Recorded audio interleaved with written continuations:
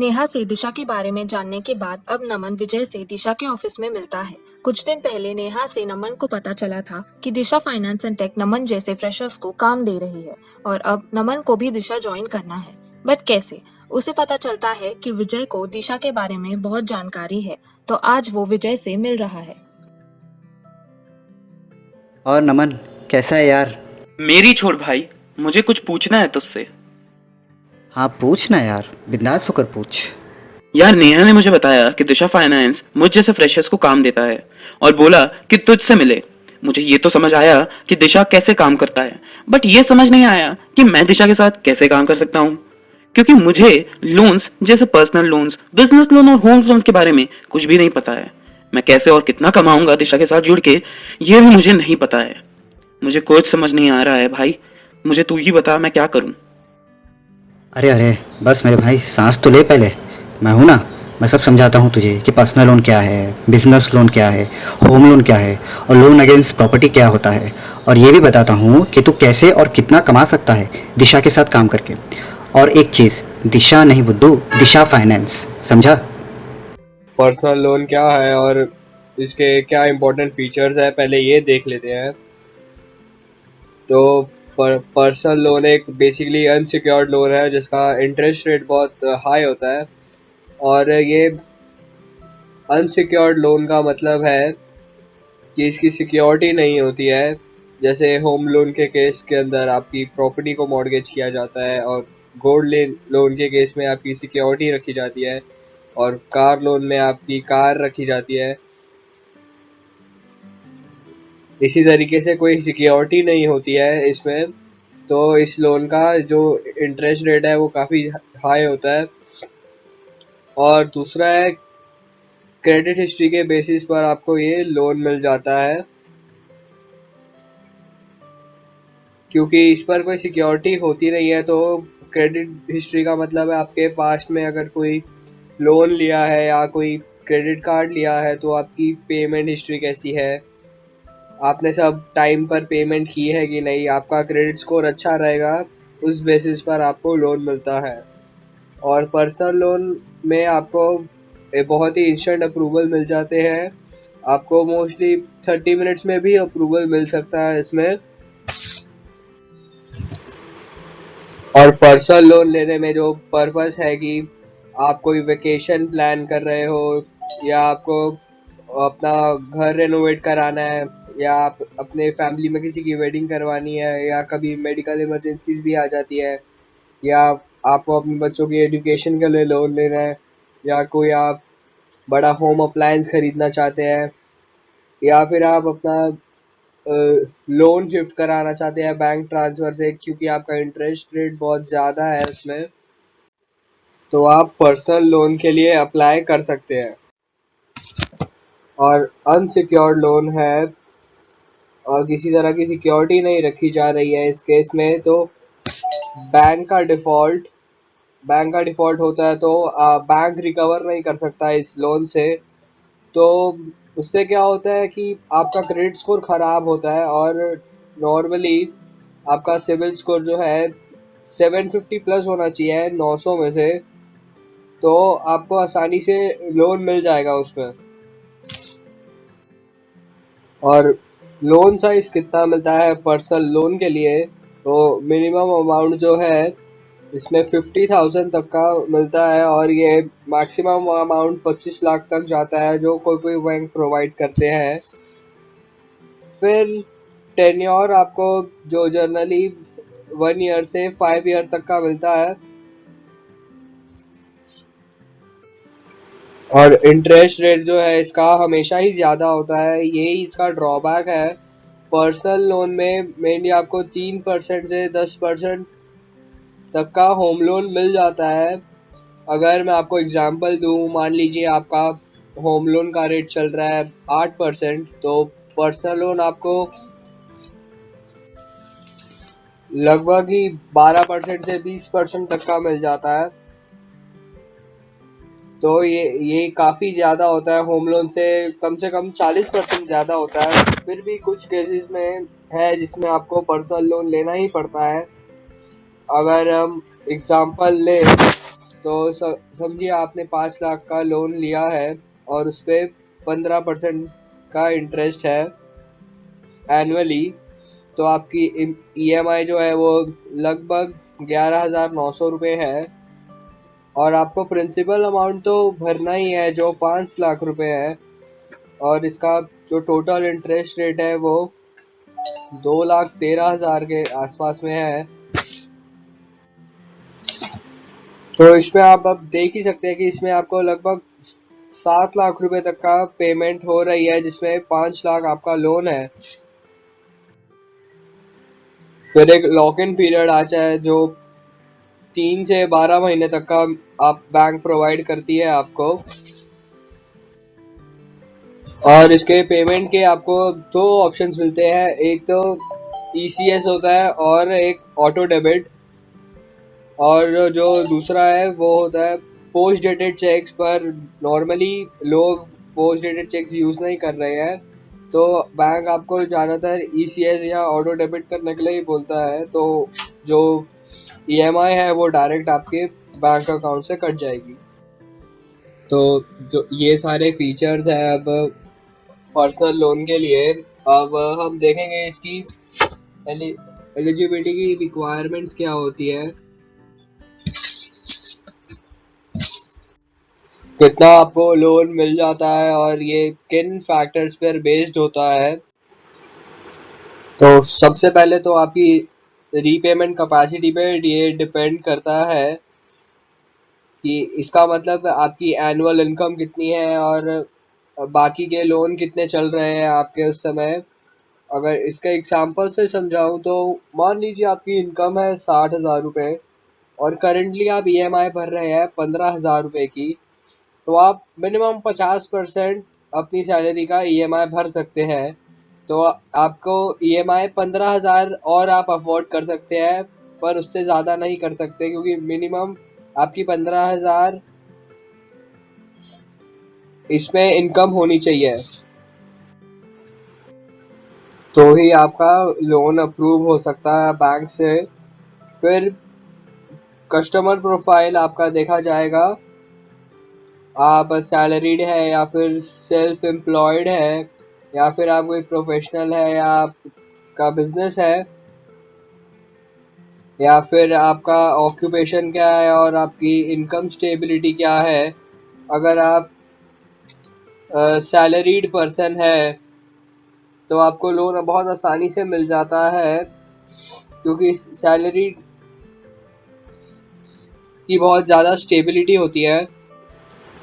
और फिर आपकी एज देखी जाती है, जो सैलरीड में मिनिमम 21 साल की होती है टू मैक्सिमम वो 60 साल तक जाती है, और प्रोफेशनल और बिजनेसमैन में ये 25 साल से 65 ईयर्स तक देखी जाती है।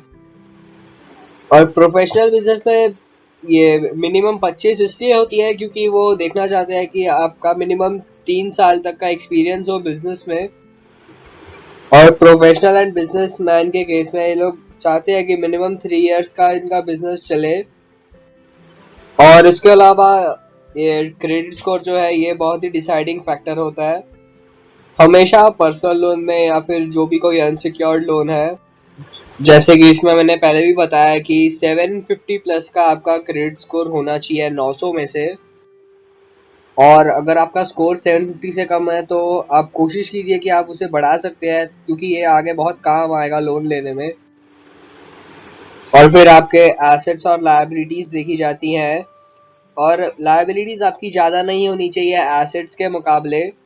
जैसे अगर आपके एसेट्स ही 1 करोड़ रुपए के हैं और आपने लायबिलिटीज ही 50-60 लाख के ऊपर ली हुई है, तो बैंक उसे बहुत ही नेगेटिव तरीके से देखता है, और फिर आपको लोन बहुत आसानी से अप्रूव नहीं हो पाएगा इन केसेस में।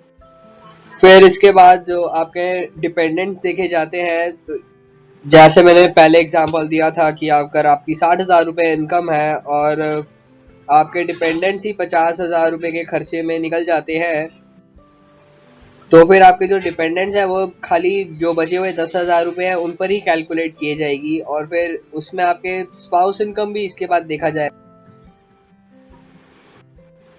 तो बैंक आपकी स्पाउस इनकम भी एडिशनली कैलकुलेट करता है, इससे आपकी एलिजिबिलिटी भी काउंट होती है। तो ये सारे जो फैक्टर्स हैं ये सब काउंट होते हैं एलिजिबिलिटी के लिए। और अब हम थोड़े से एडिशनल चार्जेस देख लेते हैं। जब भी आप कोई पर्सनल लोन लेते हैं या फिर कोई और लोन लेते हैं तो आपको इंटरेस्ट तो उस पर भरना ही पड़ता है, क्योंकि ये तो बैंक का मेन चार्ज है, पर इसमें और भी एडिशनल चार्जेस होते हैं जो हमें भरने पड़ते हैं, इसलिए आपको ये सब मालूम होने चाहिए। तो पहली एक प्रोसेसिंग फीस होती है। जैसे जब आप बैंक में अप्लाई करेंगे तो आपको 1 से 2% ऑफ योर लोन अमाउंट और प्लस जीएसटी आपको भरना पड़ता है, और ये एडमिन फीस होती है। और इसके अलावा आपके प्रीपेमेंट और फोरक्लोजर चार्जेस भी, पर कुछ बैंक इन्हें चार्ज नहीं करते हैं। और स्पेशली अगर हम फ्लोटिंग इंटरेस्ट रेट देखा जाए तो जनरली ये नील रहता है, हमें ये नहीं भरना पड़ता। पर अगर मान लीजिए अगर आप कोई और लोन भी भर रहे हैं तो आपको 2% से 3% of outstanding loan amount in case of loan transfer भरना पड़ता है। और इसके अलावा कई बार हमें फिक्स्ड इंटरेस्ट भी भरना पड़ता है, और जनरली ऐसे केसेस में हमें बैंक से 2 से 3% तक का आउटस्टैंडिंग लोन अमाउंट भरना पड़ता है। पर फिक्स्ड रेट इंटरेस्ट में आपको प्रीपेमेंट और फोरक्लोजर चार्जेस जो है वो भरने पड़ते हैं। जैसे अगर अभी आपने 5 लाख रुपए का लोन लिया है और 2 साल या 3 साल लोन भरने के बाद अगर आपके पास 2-3 लाख रुपए आ जाते हैं भरने के लिए, तो आप इस पेमेंट को अपने प्री पेमेंट में काउंट कर सकते हैं। और अगर आप इस तरीके के प्री पेमेंट और फोरक्लोजर करते हैं तो कई बार होता है कि बैंक इस तरीके में आपको ये सब चार्जेस लगा सकते हैं। फिर जीएसटी एप्लीकेबल होता है आपको इस अमाउंट, और बाकी चार्जेस जैसे जो आपने प्रोसेसिंग फीस भर दी या प्री पेमेंट या फोरक्लोजर चार्जेस जो भर दिए, या फिर आपका चेक जो है वो बाउंस हो जाता है, तो उन सब अमाउंट के ऊपर आपको 18% जीएसटी भरना पड़ जाता है। अब इसमें हो सकता है कि फ्यूचर में ये कम ज़्यादा हो जाए, पर इन सब सर्विसेज पे आपको जीएसटी भरना ही पड़ेगा। तो ये सब तो हो गए एडिशनल चार्जेस। तो अब हम जल्दी से जो है डॉक्यूमेंटेशन देख लेते हैं, और देख लेते हैं इसमें क्या क्या अभी डॉक्यूमेंट्स लग जाएंगे। तो पहले सैलरी क्लास की बात कर लेते हैं। तो एक तो आपको एप्लीकेशन फॉर्म लगेगा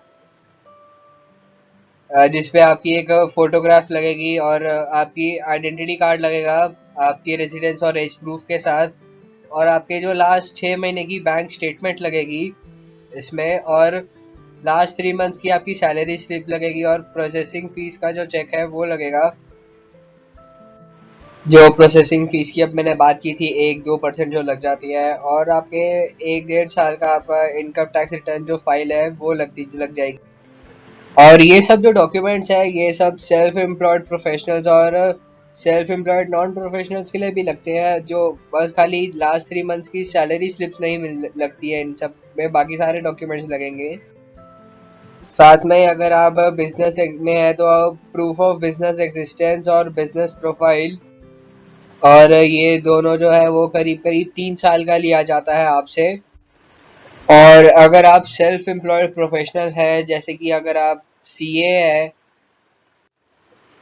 तो आपका एजुकेशन क्वालिफिकेशन सर्टिफिकेट लगेगा एक, और फिर आपके जो 3 साल के इनकम टैक्स रिटर्न फाइल लिए जाएंगे। जैसे सैलरीड में तो सिर्फ 1-1.5 साल के इनकम टैक्स रिटर्न फाइल चाहिए रहती है, पर सेल्फ एम्प्लॉयड प्रोफेशनल्स और नॉन प्रोफेशनल्स में आपको 3 साल तक की प्रोफाइल देनी पड़ेगी।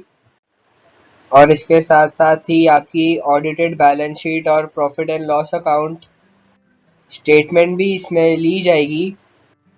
तो ये सारे जो डॉक्यूमेंट्स हैं लगते हैं आपको पर्सनल लोन लेने के लिए, और इनफैक्ट ये सारे जो डॉक्यूमेंट्स हैं ये हर लोन लेने के लिए आपको एप्लीकेबल है।